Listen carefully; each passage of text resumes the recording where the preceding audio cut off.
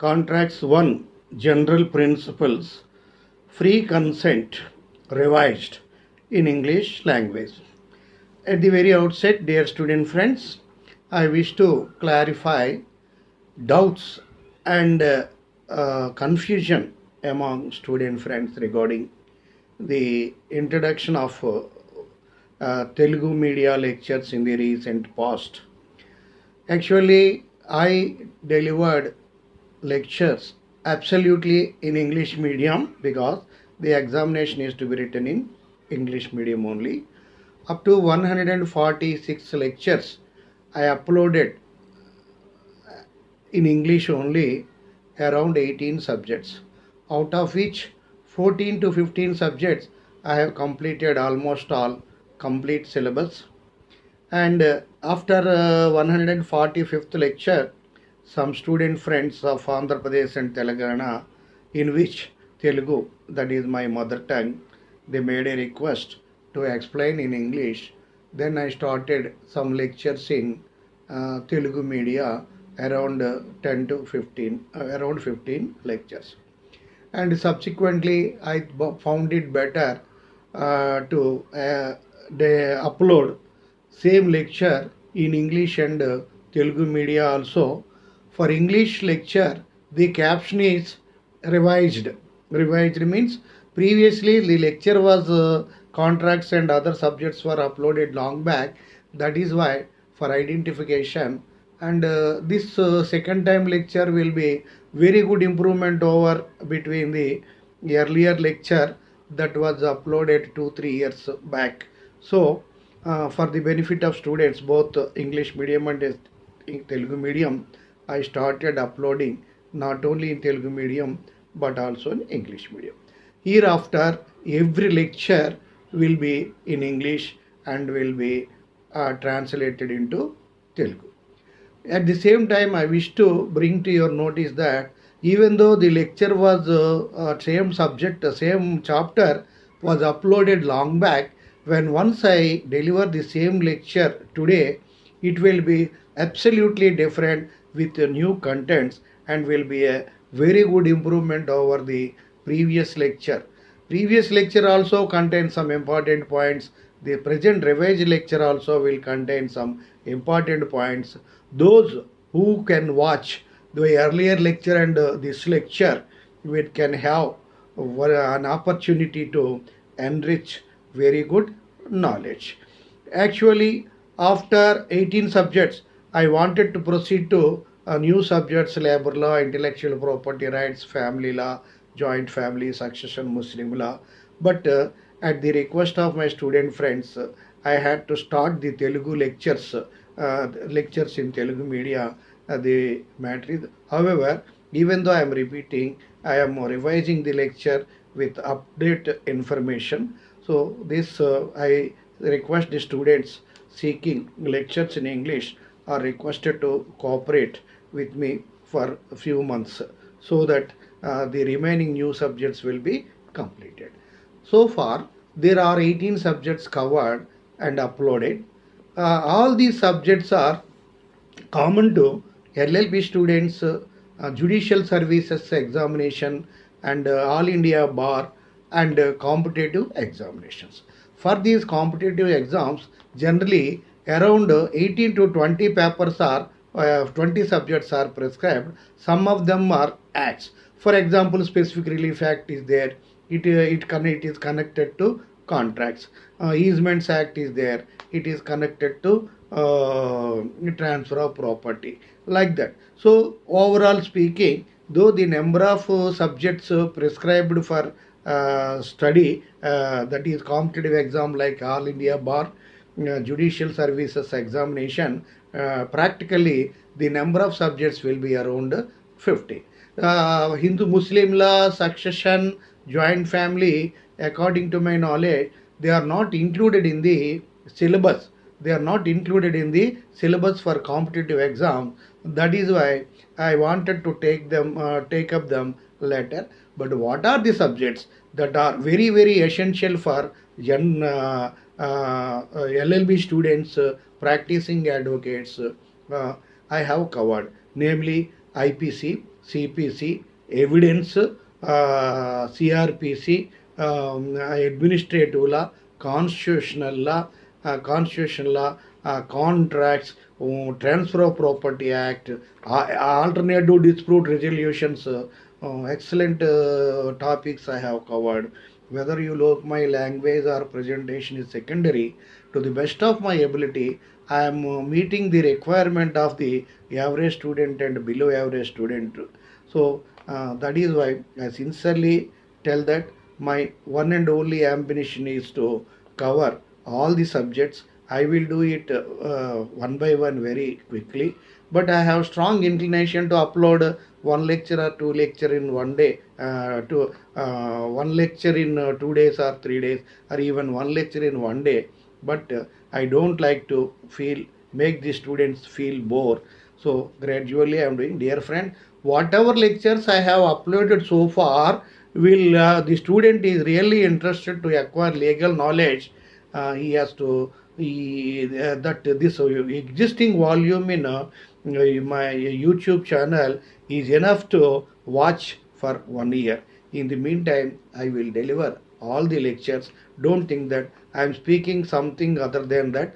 Dear friend, subject you can find in any textbook, any book, but some general information I am advocating you is to educate you.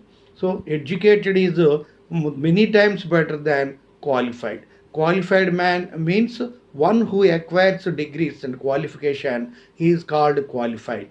One who studies the society, one who studies the mind of others, how, what to do, what not to do, how to do, all these things who will be able to do, he is said to be educated man.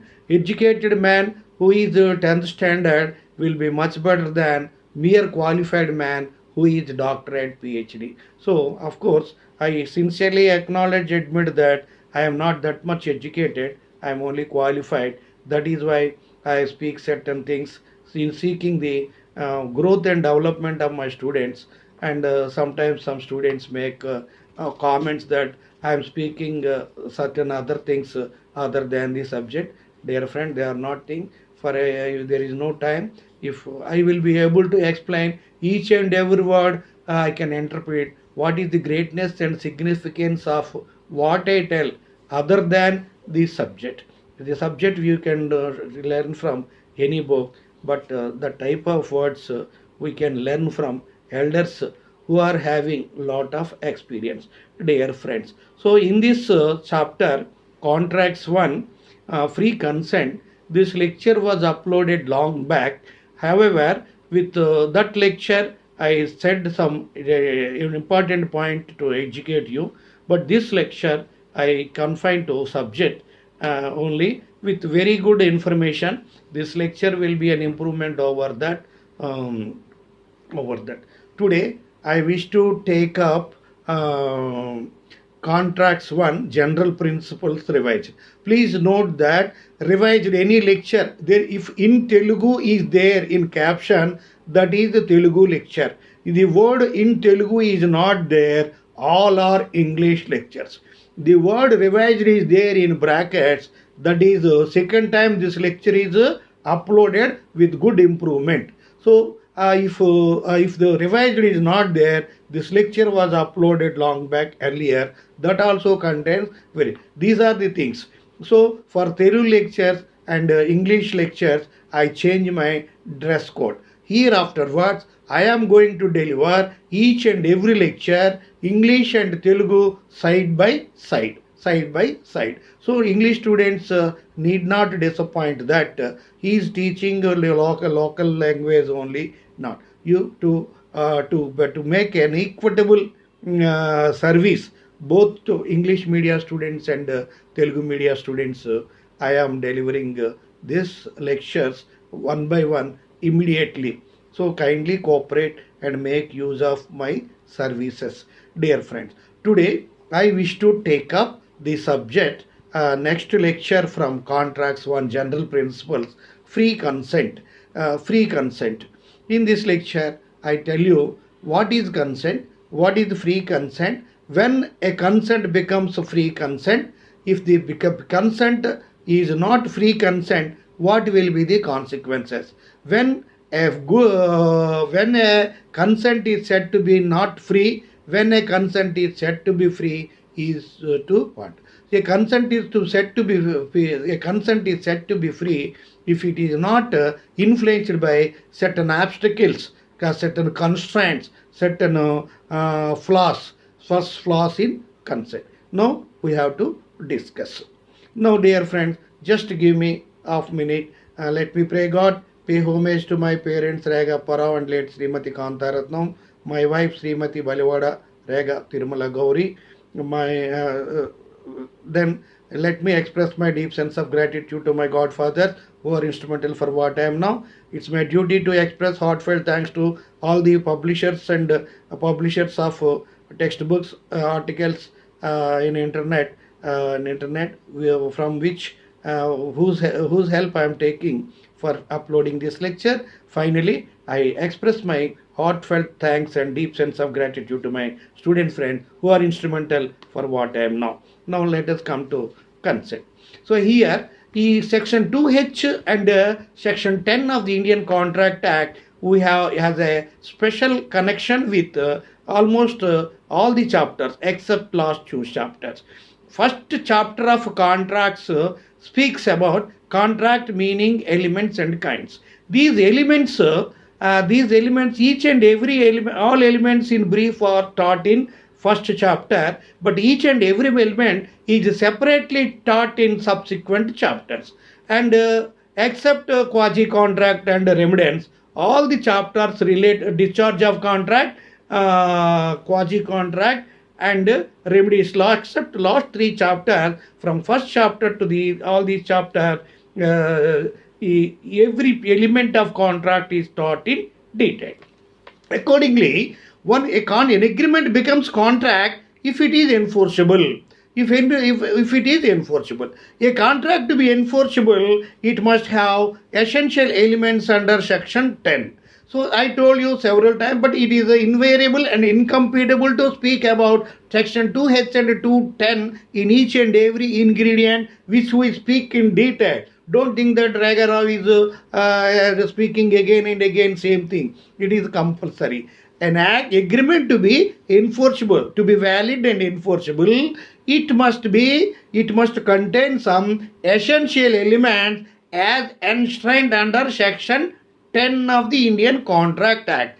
The elements enshrined in section 10 of the Indian Contract Act are to offer and acceptance to A to B. If offer is not valid, agreement is valid. Acceptance is not valid, agreement is valid. Next is 2D. If 2D is not there, lawful consideration is there, not there, the agreement is invalid or void. However, according to section 25 clause 1 and 3, some exceptions are there. But that means even without consideration, lawful consideration, a contract can be valid. Next one is free consent under section 14. A consent is said to be free if it is not influenced by certain flaws like coercion, undue influence, fraud, misrepresentation and mistake. These are the dangerous obstacles to make a lawful agreement into unlawful agreement. So here, this so far as all conditions are, if any condition is absent, the contract is void.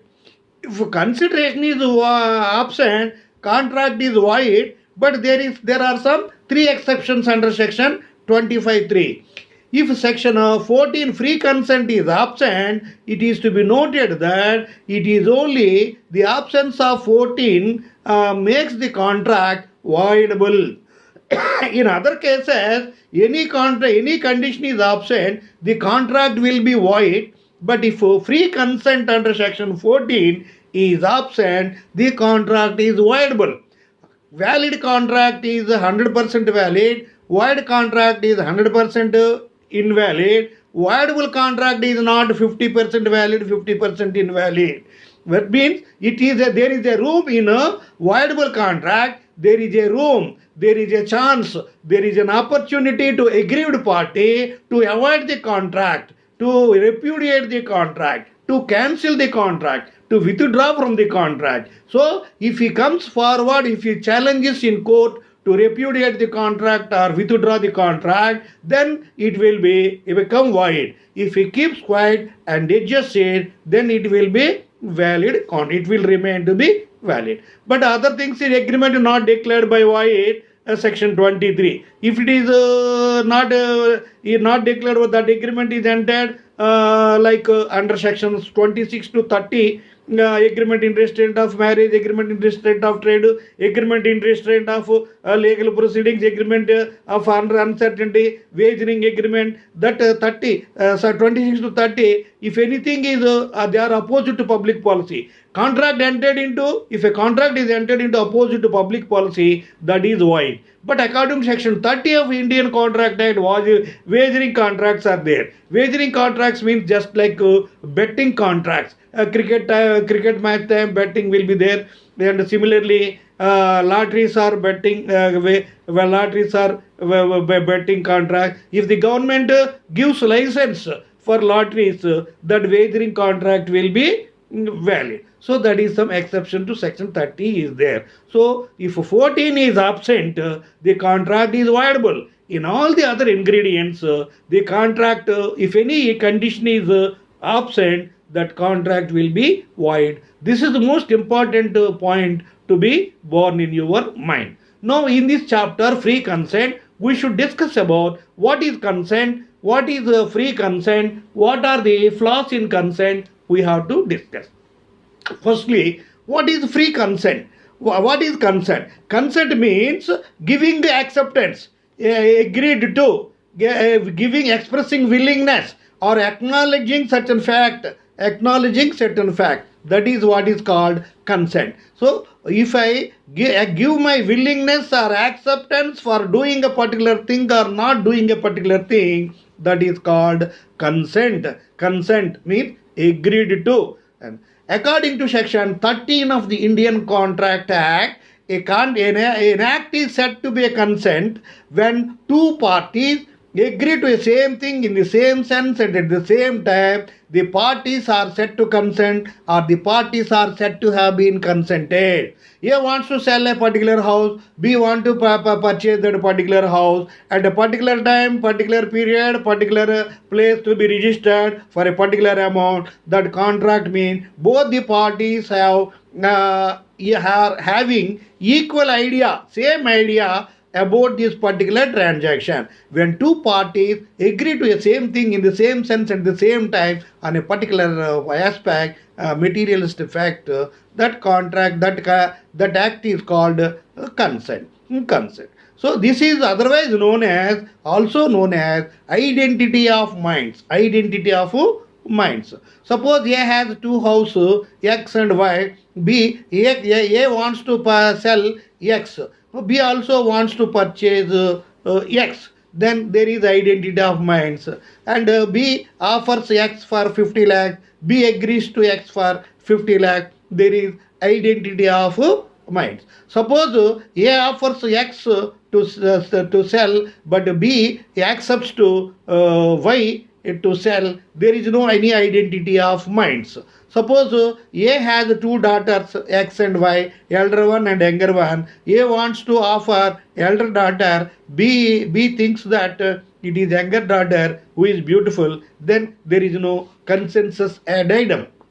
Here, when parties, the consent is obtained, both the parties can have consent and enter into an agreement. But the thing is, whether they wholeheartedly, willfully entered, gave consent or not, is to be taken into consideration. A boy is getting married to a girl, whether both are willfully, wholeheartedly going to marry each other is important. Suppose A fell in love with somebody with the pressure of elders, he is ready to be married. Or similarly, Y doesn't like to marry A, but because of force, A wants to commit suicide, B is ready to do. So like this. So both parties sincerely, wholeheartedly, from bottom of the heart must come forward to enter into that agreement. Then only that consent is said to be free consent. In other words, a consent is said to be free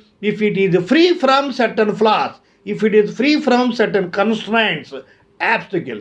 Such suppose section 13 defines consent, section 14 consent defines free consent. A consent is said to be free if it is not caused by certain flaws like coercion under section 15, undue influence under section 16, fraud under section 17, misrepresentation under section 18, and mistake under section 20 to 22. So, if these bad obstacles are not affected or influenced, if consent is given without those obstacles, that consent is said to be free consent. Now, this is the section 13, consent definition, meaning and definition is over.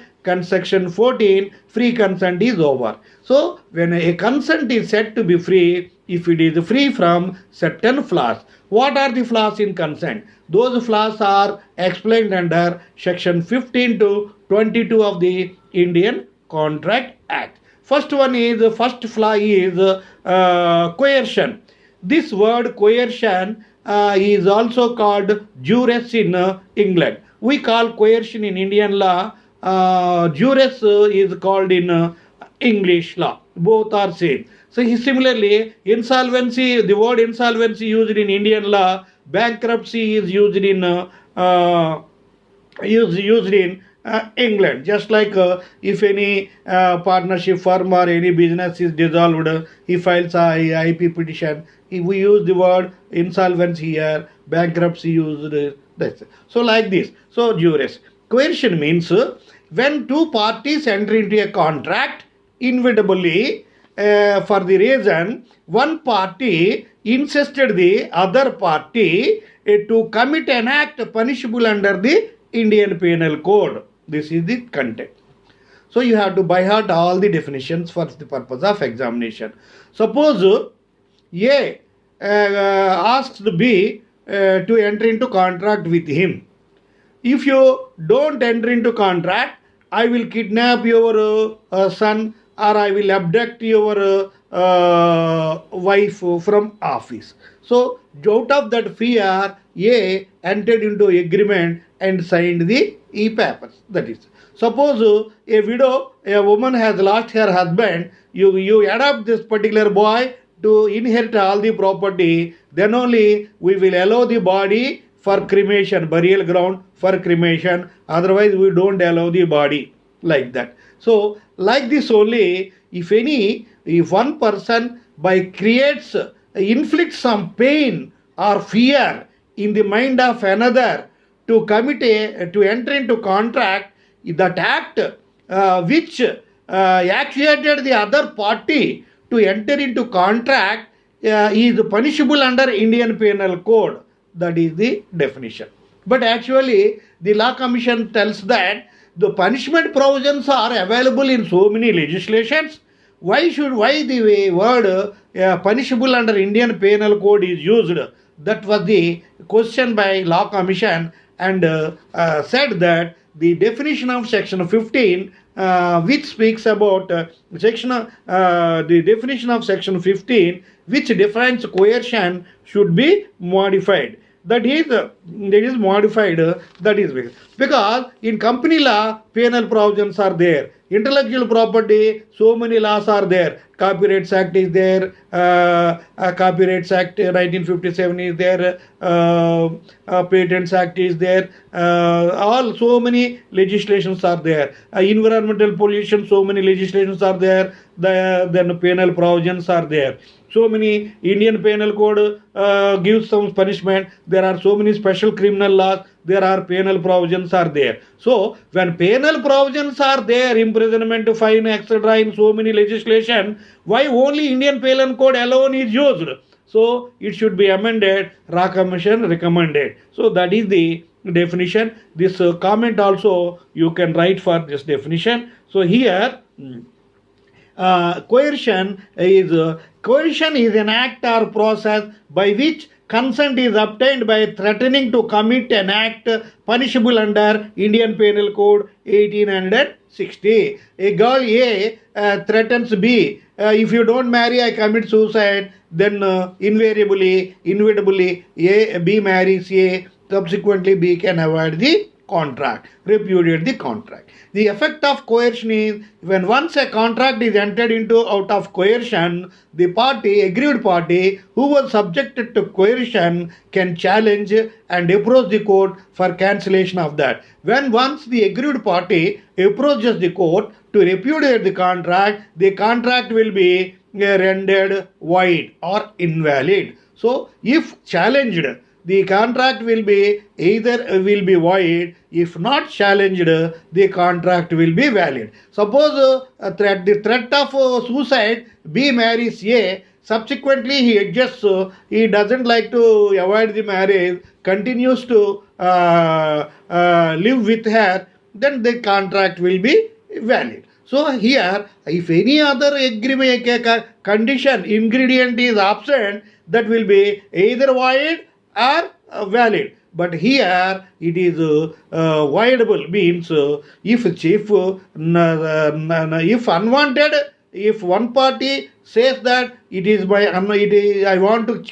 unwanted for me, I want to cancel, then it will be void or invalid. If he accepts it, remains silent, it will be valid. So this is the important point to note. See here, what happened was Ranganayakama versus Alwar Shetty. Ranganayakama versus Alwar Shetty. In this case, what happened was the plaintiff in this case was a widow. She has lost her husband. When husband body is there, dead body is there. But before the body is taken to burial ground for cremation, her relatives insisted her by coercive means take a boy in adoption so that the boy can inherit the property of deceased husband of the widow.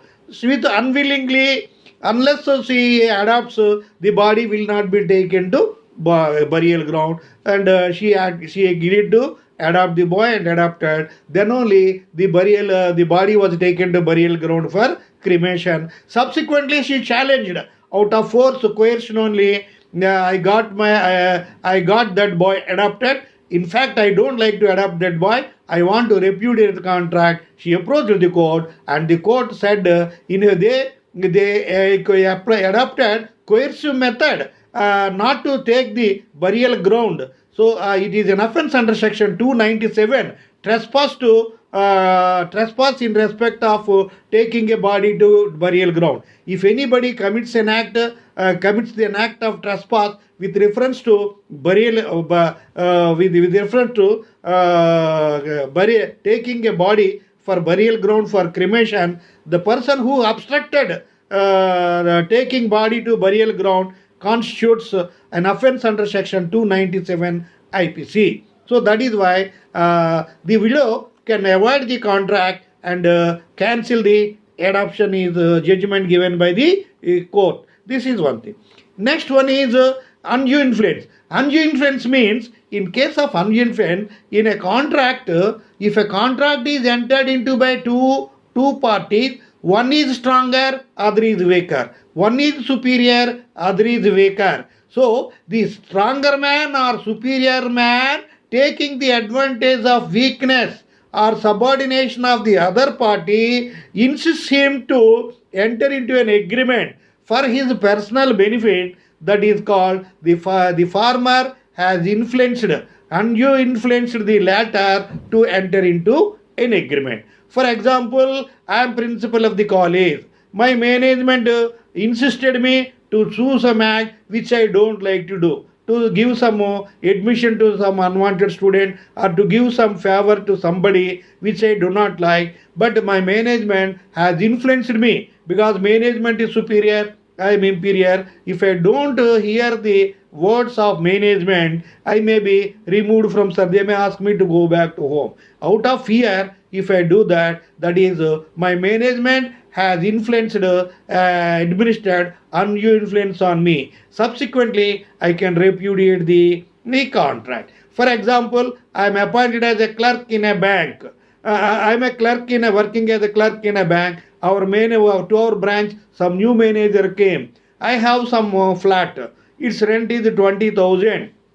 My manager asked me, give it for 10,000 or 10 to 12,000 only. If I give it for rent of 10 to 12,000, I will be at heavy loss. Suppose out of fear that he may give confidential report bad, and he may he may reduce my increments. He may give me harassment. He may harass me like that. Out of fear, I give that 20,000 monthly rent house to 10,000.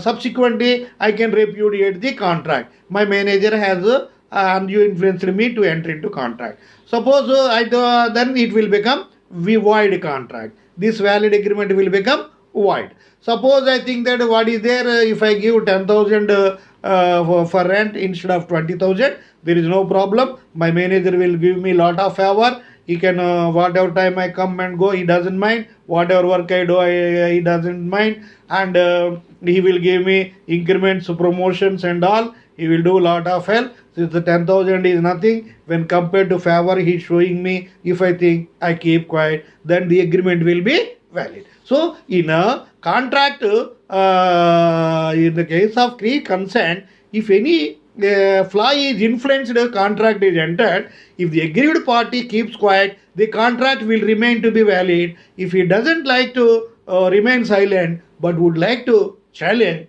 that agreement will be invalid. So this is with reference to an undue influence. So undue influence, this is undue influence means improper use of any power over the other party to make him enter into an agreement. Section 16 of the Indian Contract Act defines undue influence as an influence exercised by one party over other party when the relationship between them is such that one party is in a position to dominate the will of the other party. This is the definition of undue influence. This is what you have to this thing. For undue influence, I give you one case. Takari Davi versus Ramadurga. Takari Devi versus Ramadurga. In this case, one party is a widow, a client, and other party is a advocate. So the widow client is a weaker position, advocate in superior position. While dealing with the lands of that widow, the advocate asked the widow to give gift of one land. Then, so for example, the advocate is dealing with her so many lands and other properties. The advocate asked her to give some small land of some value. But the widow, out of fear, if I don't gift him that particular land, the advocate may do some wrong, and I may have to lose heavily. On that fear, she has agreed to gift one land to advocate against her will. Then the contract is ended and the land is transferred to advocate. Here, widow is weaker position, advocate is in superior position. The superior position advocate undue influenced her to gift her land. Subsequently, if any contract entered into out of influence of undue influence, it can be challenged and repudiated. That is avoided. She repudiated the contract. She filed a case. The court said it is a transaction out of undue influence. The contract is void and the gift is cancelled, and the advocate has to return the land gifted back to her. So this is the this position here. This is the case with reference to undue influence. So the stronger man takes the advantage of the weakness of weaker man for his personal advantage. That is called undue influence. Next one is section 13 consent definition, 14 free consent definition, 15 coercion, 16 undue influence. Next one is misrepresentation.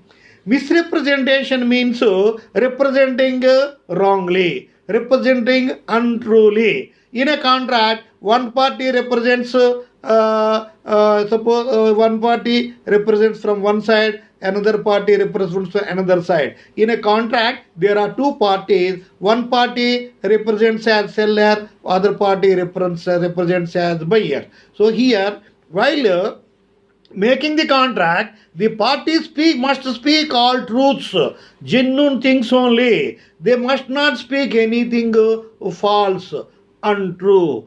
If one party speaks untrue statement in order to make the other party, that is called misrepresentation. The contract is entered into out of misrepresentation. If one party made that untrue statement willfully, intentionally, that amounts to fraud.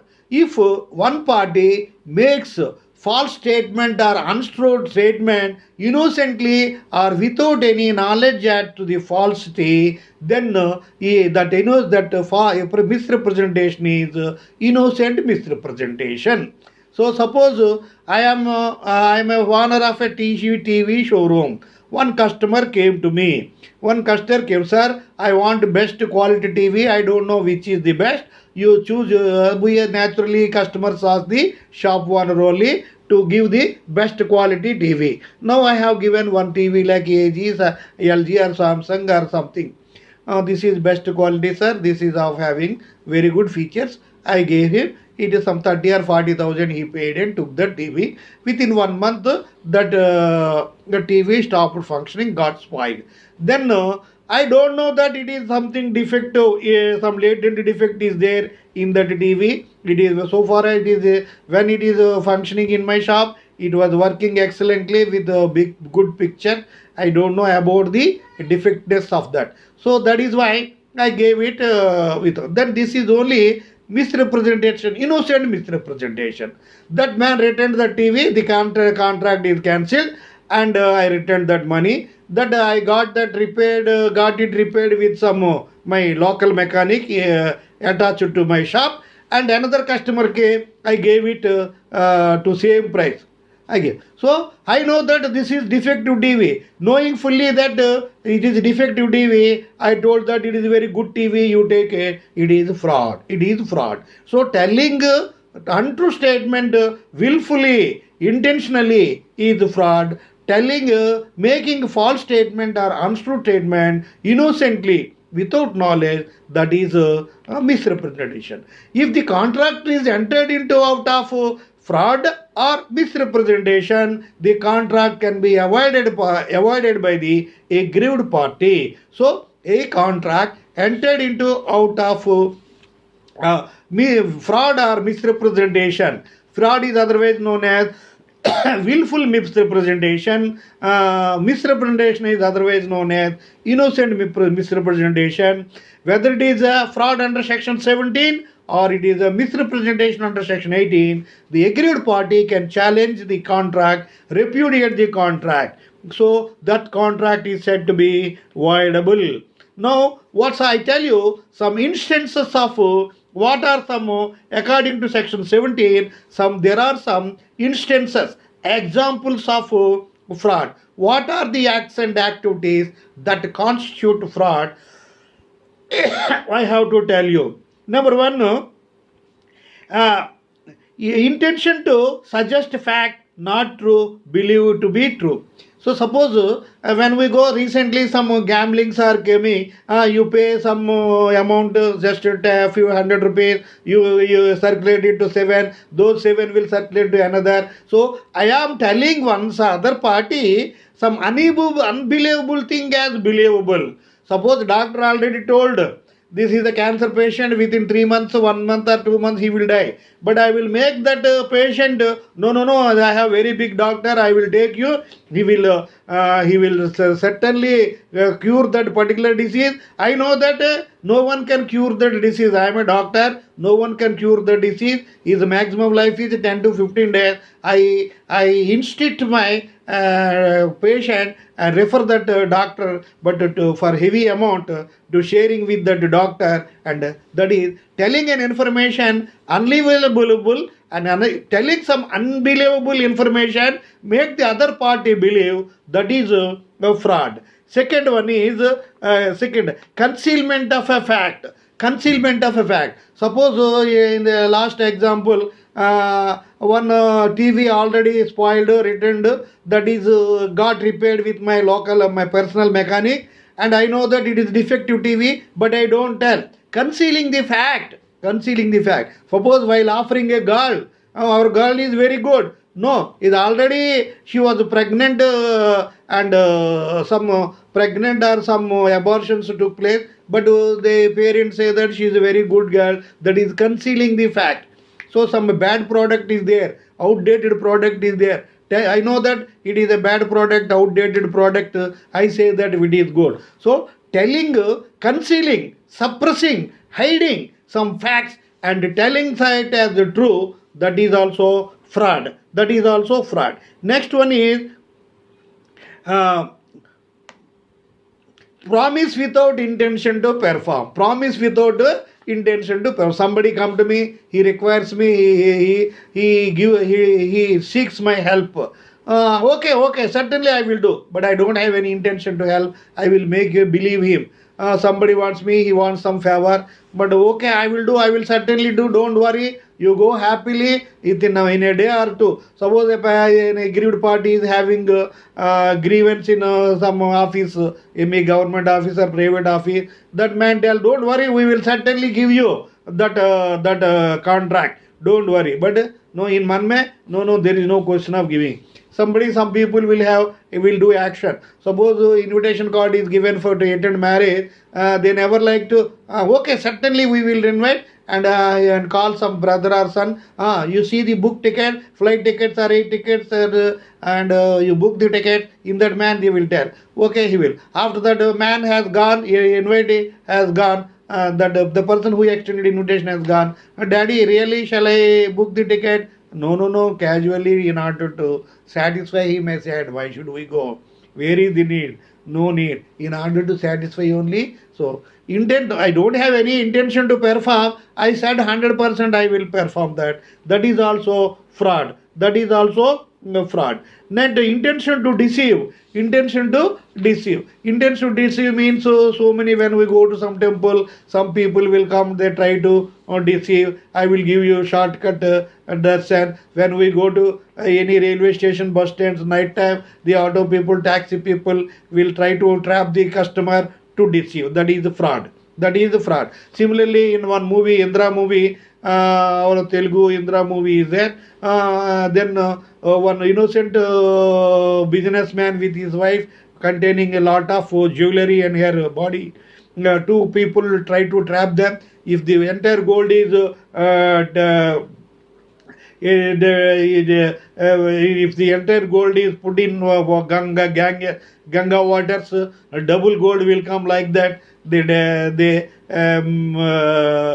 deceive the innocent villagers and robbed the jewelry. So like this, that is also called deceive. These are the, in addition to all these things, any act or omission, commission of an act, doing of an act, not doing of an act is declared as a fraudulent act. That act is also deceive. So this is the position. So there is a relevant case on this point, Eddington versus Fitzmaurice. Eddington versus Fitzmaurice. What happened in this case relating to fraud? Here, this defendant company gave advertisement, issued prospectus calling for debentures. We are issuing the debentures means loan certificates.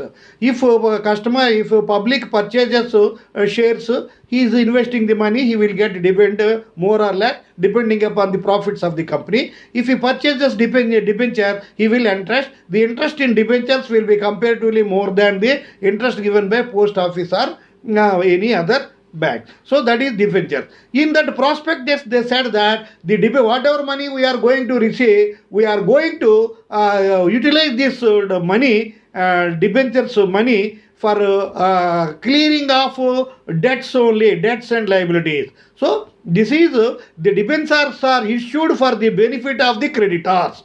But after receiving the money from the public towards debentures, they were calling for debenture, that the money was not utilized for repaying the loans of creditor, that is clearing the liability. They utilized the money for company development. One creditor challenged the company. You issued debentures for the purpose of clearing loans to the creditors, but instead of clearing loans to creditors, you utilized it for company development, he said. So, the calling for debentures for one purpose, utilizing for another purpose amounts to fraud, and the court said that it constitutes fraud and asked the company to pay the amount to creditors only. This is fraud. Next one is this is the case. Next, misrepresentation. There is a fraud case is there. Misrepresentation is innocent misrepresentation. The relevant case on this point is Derry versus Peak. In this case, the defendant company published in its prospectus. Prospectus is an application, is with invitation to public issued by the public limited company to attract shares and debentures. In their prospectus, they said that we are making plan. We made an application to trade board to run trains with steam power. But basing on this statement, so many shareholders purchased shares. But unfortunately, the trade board rejected the permission. One shareholder filed a case against the company for fraud.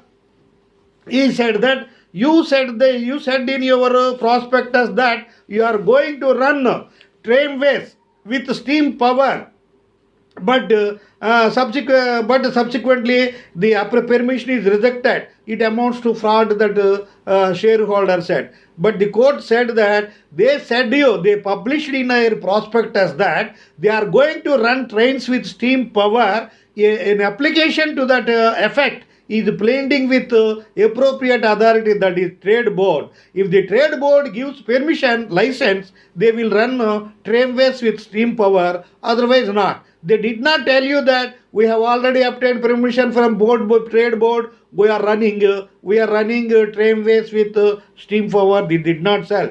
That is not fraud. The case was dismissed. This is not fraud or misrepresentation. The case was dismissed. So this is the position with regard to misrepresentation. Last point for discussion is mistake. Section 20 to 22 of Indian Contract Act laid down the provisions relating to mistake. The mistake means erroneous belief. Suppose we go to shop, we see one product, we think that is a particular product, we purchase it. Then some mistake may take place. In this mistake of fact is there, mistake of law is there. Mistaken one in a contract, the parties may be enter into some wrong belief, wrong contention, wrong attitude, that thinking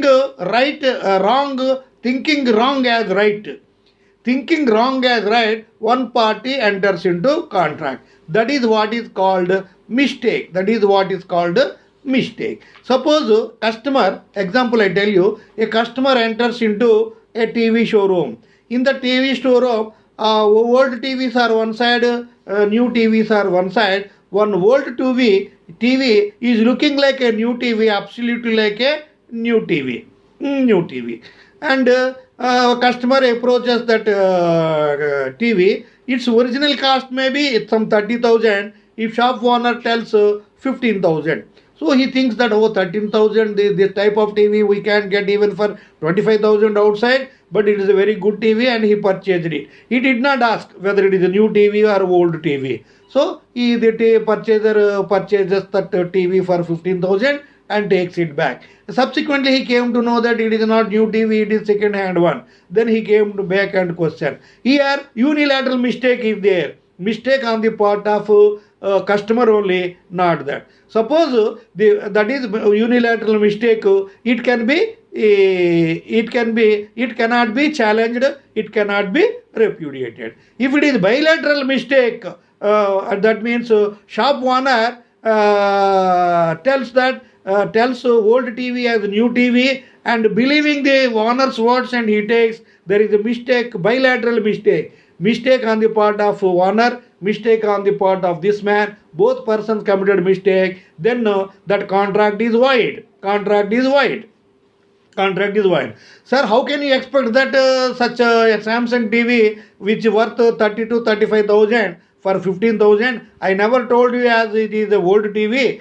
You did not ask me old or new. You would have asked me, I would have told you it is old TV, second hand TV. Then the contract could have been repudiated. This is the position. So, without asking anything directly taken cannot be. That is bilateral, unilateral mistake. It cannot be repudiated. It will remain valid. If mistake from both sides is like that, the mistake may be unilateral TV, a unilateral mistake or bilateral mistake. Bilateral mistake is mistake from both the parties. It is void.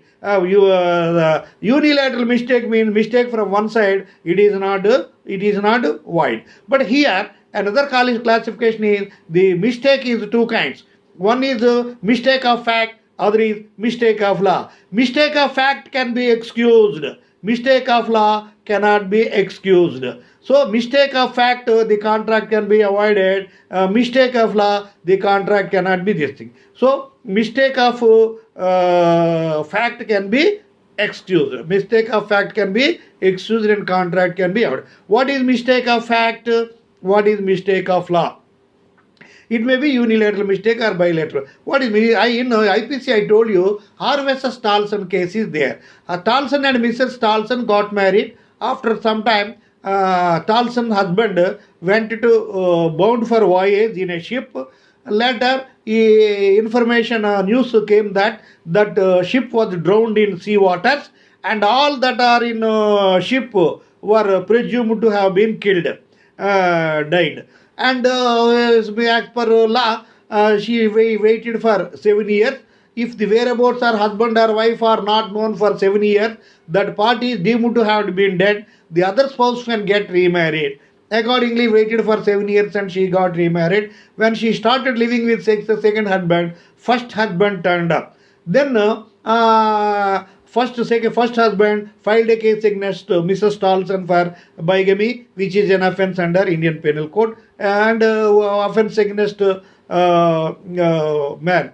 Offence against Man Act in England. Then a trial court gave 1 year imprisonment to Mrs. Townsend, but she did not like it. There is no wrong in her. She preferred appeal. That 1 day imprisonment also cancelled. So that is mistake of fact is excusable. Ignorantia facti excused means ignorance of fact is excusable. There is another time ignorance of law. Ignorantia facti non-excused. Ignorantia juris non-excused.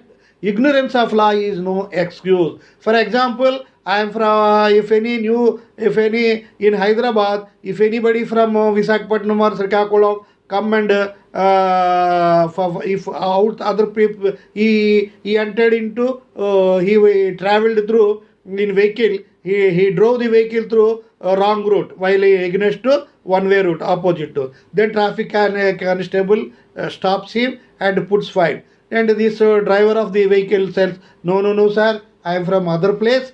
I am from neighboring city. I don't know that this is one way. No, you don't know law. You know law or don't know law. It is immaterial. Ignorantia juris non-excused. Ignorance of law is no excuse. You have to pay a fine for that. That is why. So, if any contract is entered into out of ignorance of law, if there is no any, it cannot be repudiated. It cannot be repudiated. The contract is valid. So, similarly, if every individual in a land, in a country is expected to know about the laws of the land for home state, our country, but we are not expected to know the laws of foreign country. Suppose there are some rules and regulations. Our law, Indian law is different, American law is different, or England law is different. If anybody violates the law of foreign countries' law, London law, UK law, or any other law, and he is charged for that, he can say that ignorance of law, ignorantia non-juris excused. We cannot say. It is an exception. Ignorance of, if you don't know the law of your land, you have no excuse. If you don't know the law of foreign country, you can plead it as a defense. So unknown, you don't know about our law, this is not a defense. If you don't know the law of foreign country, it will be a defense to repudiate the contract. This is the information with reference to mistake of fact, mistake of law, unilateral mistake, bilateral mistake, and all these things, dear friend. With this, the topic free consent has been completed. So from here onwards, don't think that this lecture was already uploaded long back. You make a difference between revised lecture and old lecture. You can find a lot of different, and in the old lecture some important points are there, new lecture some important points are there. Please note that I have uploaded 140 up to 146 lectures, so absolutely in English media for the purpose of students all over the country. And after 146 lectures only, the idea of giving lectures in Telugu was started. I gave lectures Telugu only for some time. And after that, there is a not to disappoint. If I continuously deliver lectures in Telugu, the English students, I lose the confidence of English media students.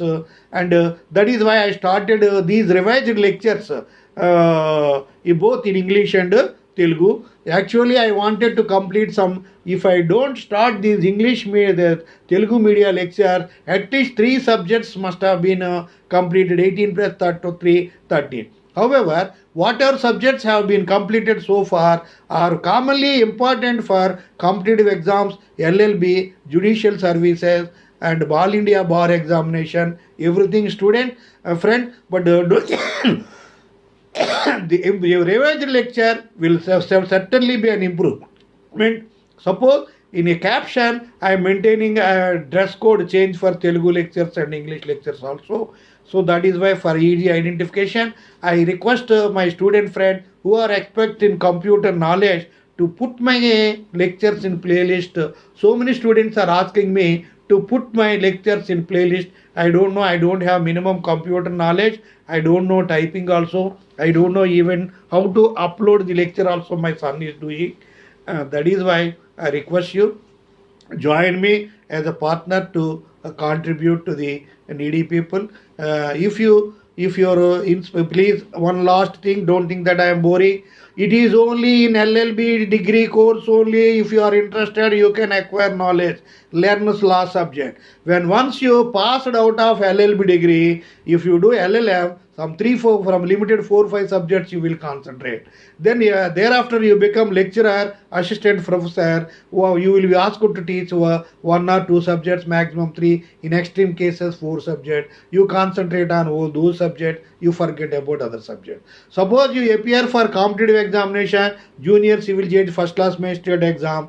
The syllabus will be screening test and maybe maining test. There will be around 20 papers, or 18 to 20 papers will be equal to some 13 to 15 subjects only. In that 15 subjects only, you have to work hard in a competitive exam centers.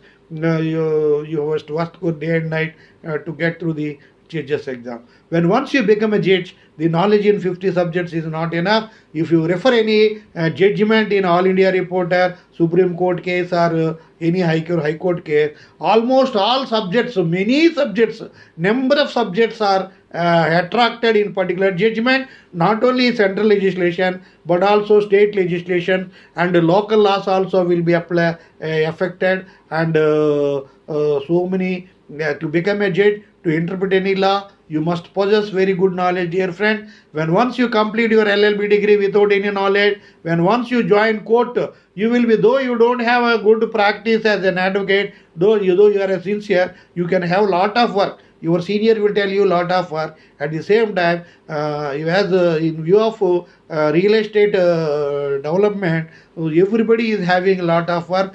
All register officers are very busy.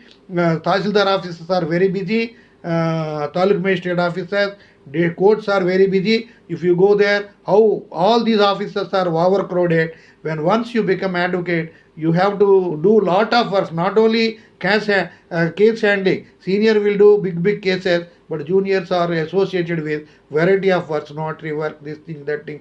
so many things, affidavits and all. You won't be able to, if your senior is a criminal lawyer, a criminal law specialist, you go in criminal side, you don't forget, you don't think about civil law. Is arbitration side, arbitrate. Service method. So it is only LLB 3-year degree course or 5-year degree course is a pleasant, peaceful time to acquire more knowledge, learn and more subjects. When once you left the college for court premises or college premises as lecturer, you won't find any time to learn and more subjects. Please give